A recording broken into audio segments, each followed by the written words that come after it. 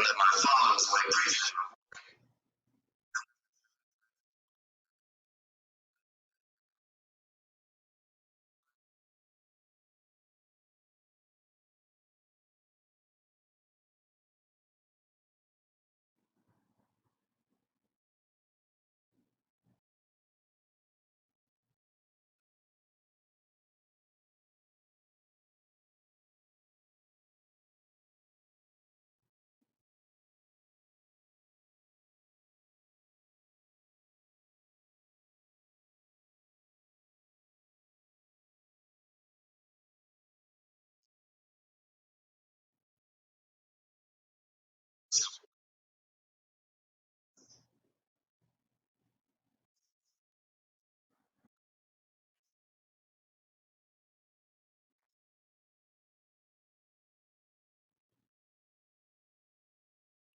Flailing as suddenly as they had come.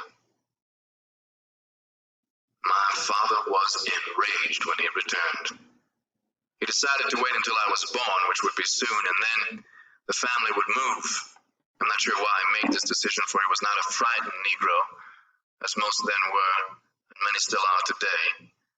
My father was a big 6'4", very black man. He had only one eye. How he lost the other one eye, I've never known. He was from Reynolds, Georgia, where he had left school after the 3rd or maybe 4th grade. He believed, as did Marcus Garvey, that freedom, independence, and self-respect could never be achieved by the Negro in America, and that therefore the Negro should leave America to the white man and return to his African land of origin.